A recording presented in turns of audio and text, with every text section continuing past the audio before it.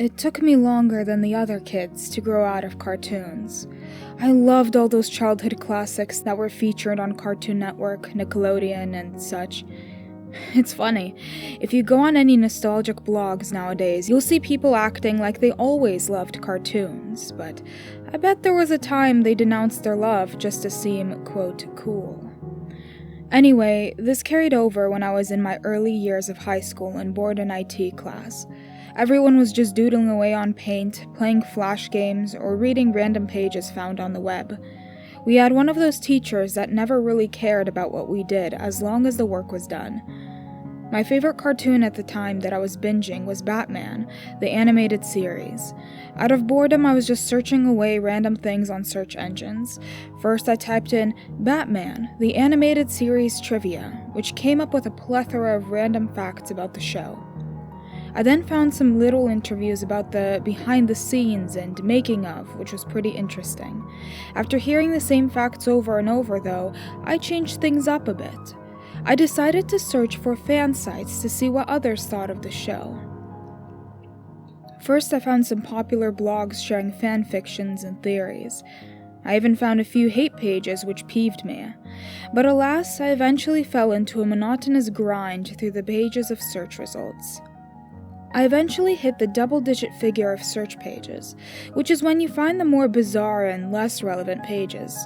I came across some roleplay forums, illegal streaming sites of the show, and even a fanatic who acted out episodes in costume.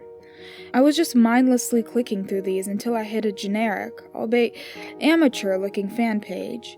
It had a generic spiel about how they loved the show, and there were pages of commentary written down on an episode-by-episode basis. I was curious, but as I was getting into things, a pop-up came up. You have been selected for a chance to win £100,000. Obviously, I'd been warned by my parents to be cautious about things that are too good to be true, but I was also at that age where I felt I was destined for something special, and this could be it. I hesitantly clicked on it, and it led to a little questionnaire, one question at a time. First, it asked a generic question about Batman. Luckily, I'd just been reading all the hidden details of the show and proudly clicked the right answer in the drop-down. Correct, it congratulated me with. This gave me a great feeling and a small shot of adrenaline. This could be it. I could be rich in a matter of seconds, was the thought racing in my mind. This all left me on the next question. What is your name? I was hesitant now. I was especially warned to never fill in personal details on the internet. Class was ending soon and I needed to be fast. If I answered, I could get in trouble, and if I left it, this opportunity would slip me by. In a panic, I looked around my class for inspiration, and my eyes met with the people in my class. Then I came up with a genius idea. I could use someone else's name. First, I looked at my best friend. If all this turned out to be legitimate, he would definitely understand and share the wealth with me. However, if he got in trouble, I would feel like I betrayed him. I was scared to ask him as I didn't want him to laugh at me in case this was all fake. Next, I turned to the big kid at the back of the class. Pete was basically the school bully. I thought if things went sour, I wouldn't mind him taking the fall. He'd gotten away with so much in the school that anything bad happening to him would be karmic justice.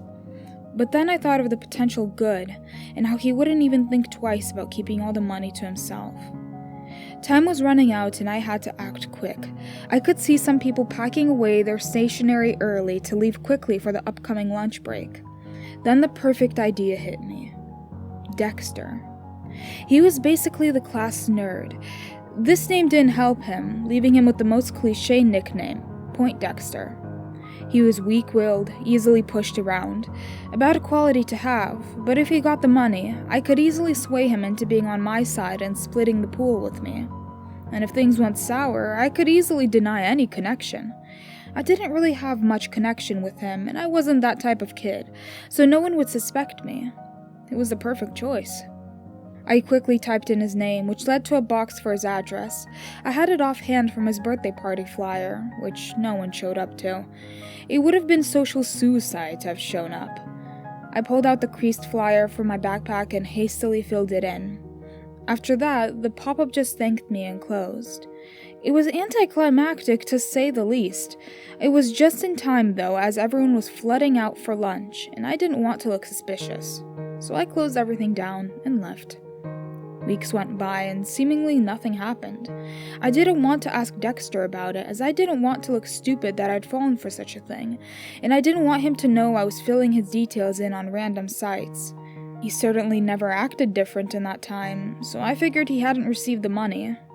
It was slowly hitting me that I may have been duped. I was watching him at lunch to see if he brought anything with him that may show that he secretly received a lump of money, but he just pulled out some simple sandwiches and a chocolate bar. One thing I did notice, though, is that he was acting kind of skittish. He would occasionally pop his head up from eating, look around with wide eyes, and strafe back down to eat some more. I figured he was just looking out for kids who were looking to grief him. He really was a big target for many bullies. A week or two later, and things start getting more noticeable, but not in a good way. His grades started slipping. Now, he was known as Point Dexter for a reason. He was so smart, he usually knew things that teachers didn't. But now he was noticeably lacking behind. His behavior was becoming more erratic, too. He would sometimes lash out at other kids if they walked too close to him and caught him off guard. He would start screaming, seemingly at random. This started to distress the other kids, me included, and Dexter had to be sent out every so often to calm him down. I started to feel like this was my fault. I put together that this all started after I filled in his details on that pop-up. I nonchalantly brought it up to my mom, the behavior, not the pop-up, and she gave me an interesting explanation. As lightly as possible, she told me he's a little special. She explained that he may act odd from time to time because he had mild autism. I later learned that he was diagnosed on the cusp of the spectrum where he could be in school with the regular kids, which is an offer his parents took up. This explanation is easy to stomach, and as bad as this sounds, I rejoiced inside knowing it wasn't my fault.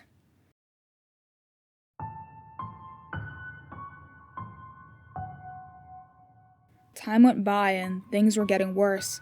He would show up to school exhausted and pale, dark circles around his eyes. I no longer felt bad about the pop-up, though. I more felt sorry for his parents. I couldn't imagine what this was like for them, but I just accepted this as how things were. Eventually, his behavior got so out of hand that he had to be taken out of class regularly. Usually, he didn't make it past 10 minutes in class before needing to be sent out.